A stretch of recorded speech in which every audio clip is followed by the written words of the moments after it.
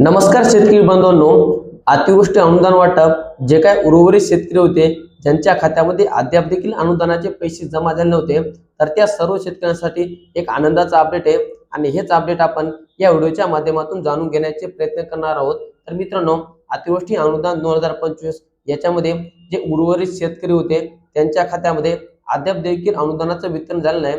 याच्या मागचं कारण काय, तर त्या शेतकऱ्यांचा फार्मर आयडी कार्डचा अप्रूव्हल नसणं। आता याच्यामध्ये बरेच शेतकरी आहेत, जवळपास 70% शेतकऱ्यांनी फार्मर आयडी कार्डला त्यांना अप्रूव्हल मिळालं, परंतु जे काय उर्वरित 30% शेतकरी आहेत तर त्यांना अद्याप देखील अप्रूव्हल मिळालं नाही, त्यांच्या खात्यामध्ये अनुदानाचे पैसे जमा झाले नाहीत।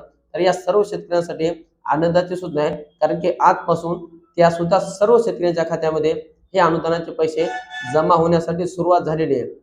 आता याच्यामध्ये तलाठी कार्यालयाच्या माध्यमातून मोठ्या प्रमाणामध्ये युद्ध पातळीवर यांचं काम चालू आहे।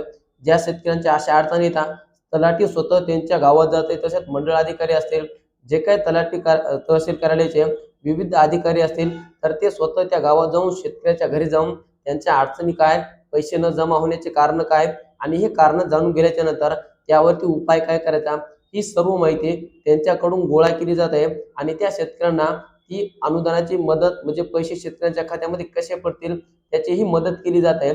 त्याच्यामुळे ज्या शेतकऱ्यांना अद्याप देखील अनुदानाचे पैसे जमा झाले नाही, त्या शेतकऱ्यांनी आपल्या तलाठी कार्यालयाशी संपर्क करायचा आहे आणि तुमचे जे काही पैसे आहेत हे त्यांच्या माध्यमातून तुम्हाला मिळणार आहेत। तर मित्रांनो, आता याच्यानंतर असे काही बरेच शेतकरी आहेत की ज्यांना अद्याप देखील फक्त अनुदानाचा पहिला टप्पा किंवा दुसरा टप्पा असे पैसे पडलेले आहेत। आता मोठ्या प्रमाणामध्ये शेतकऱ्यांचं असं म्हणणं आहे की माझ्या सोबतच्या शेतकऱ्याला 2 टप्प्यामध्ये पैसे पडले, परंतु मला एका टप्प्यामध्ये पैसे पडले।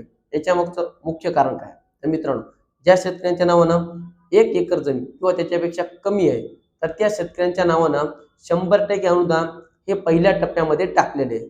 आणि दुसरा म्हणजे ज्या शेतकऱ्यांच्या नावानं 1 एकरपेक्षा जास्त जमीन आहे, त्या शेतकऱ्यांना 2 टप्प्यामध्ये पैसे टाकलेत। पहिल्या टप्प्यामध्ये 50%, दुसऱ्या टप्प्यामध्ये 50%, म्हणजे 2 टप्प्यामध्ये 100%। आणि ज्यांना 1 एकरपेक्षा कमी आहे किंवा एकरभर आहे त्यांना पहिल्या टप्प्यामध्ये 100%ला 100% हे अनुदान त्या शेतकऱ्यांच्या खात्यामध्ये जमा झालेले आहे।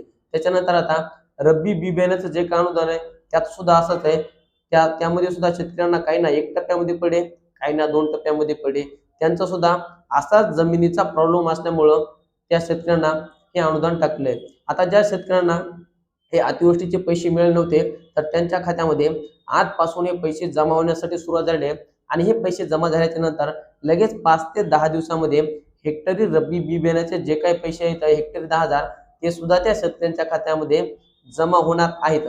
कारण की अतिवृष्टीचे पैसे पडले तरच त्यांना रब्बी बियाण्याचे पैसे पडत असतात। आता अतिवृष्टीचे पैसे टाकणं हे तहसील कार्यालयाचं काम आहे आणि रब्बी बियाण्याचे जे काही पैसे येतात तर ते डायरेक्ट मंत्रालयामधून शेतकऱ्यांच्या खात्यामध्ये जमा होत आहेत।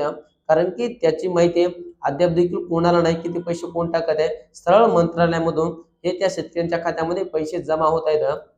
आता याच्यानंतर बरेच शेतकरी असे आहेत की सामायिक खातेदार किंवा त्यांचं अद्याप देखील यादीमध्ये नाव नाही किंवा मयत खातेदार आहेत, तर या सर्वांनी काय करायचं। आता सर्वात महत्त्वाचं म्हणजे ज्या शेतकऱ्यांचं यादीमध्ये अद्याप देखील नाव नाही त्या शेतकऱ्यांनी काय करायचं, त्या सर्व शेतकऱ्यांनी आपल्या तलाठी कार्यालयाकडे जायचं आहे, तलाट्याकडे जायचं आहे, त्यांना आधार कार्ड आणि बँकेचं पासबुक द्यायचं आहे आणि त्यांना सांगायचं की माझं यादीमध्ये नाव नाही, काही दिवसामध्ये ती तुमची यादीमध्ये नाव टाकतील, यादी अपलोड करतील, तुमच्या नावानं पैसे टाकतील। हा प्रश्न मिटला समजा ज्याचं यादीत नाव नव्हतं त्याचं।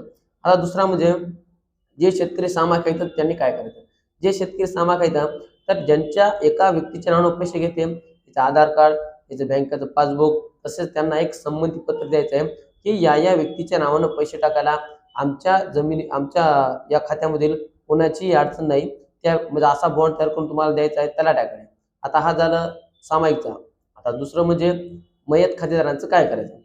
आता मोठ्या प्रमाणामध्ये मयत शेतकरी आहेत, त्यांच्या नावानं पैसे पण आलेले आहेत, पण ते पैसे त्यांना मिळाले नाहीत, त्यांच्यासाठी काय करायचं, तर त्यांच्यासाठी तुम्हाला तुमच्या जवळच्या CSC सेंटरवर जायचं आहे आणि त्या ठिकाणी गेल्याच्या नंतर तुम्हाला त्यांना सांगायचं आहे की व्यक्तीच्या नावानं आम्हाला तक्रार करून द्या। आता ही तक्रार केल्याच्या नंतर ती तुम्हाला पावती घ्यायची आहे, ही पावती त्याला आधार कार्ड, त्याला बँकेचं पासबुक हे ज्यांच्या नावानं पैसे टाकायचे आहेत त्यांचं घ्यायचं आहे। हे घेतल्याच्या नंतर तुम्हाला ते तलाठी कार्यालयामध्ये जमा करायचं। आता या ठिकाणी जर मयत व्यक्ती असेल, त्याच्या जर पत्नीच्या नावानं पैसे टाकायचे असेल तर तुम्हाला फक्त आधार कार्ड आणि पासबुक लागेल, परंतु जर त्यांच्या मुलांचे नाव न टाकायचे असेल तर तुम्हाला त्या ठिकाणी बॉन्ड द्यावा लागेल, कारण की नंतर याच्यामध्ये काही होऊ शकते, त्याच्यामुळे तुम्हाला बॉन्डची गरज असते। आता हे बॉन्ड दिल्याच्या नंतर काही दिवसामध्ये तो तहसीलचा जे काही अधिकारी असाल, अतिवृष्टी अनुदान हे नेमून दिलेला, त्यांच्या माध्यमातून हे पैसे तुमच्या खात्यामध्ये टाकले जाणार आहेत। तर मित्रांनो, ही होती महत्त्वपूर्ण माहिती। अतिवृष्टी अनुदान वाटपमध्ये उर्वरित शेतकऱ्यांना पैसे कधी पडणार, मयत शेतकऱ्यांचं काय करायचं, ज्यांचं यादीमध्ये नाव नाही त्यांचं काय करायचं, सामायिक खातेदाराचं काय करायचं, हे आपण या व्हिडिओच्या माध्यमातून जाणून घेण्याचे प्रयत्न केले आहेत।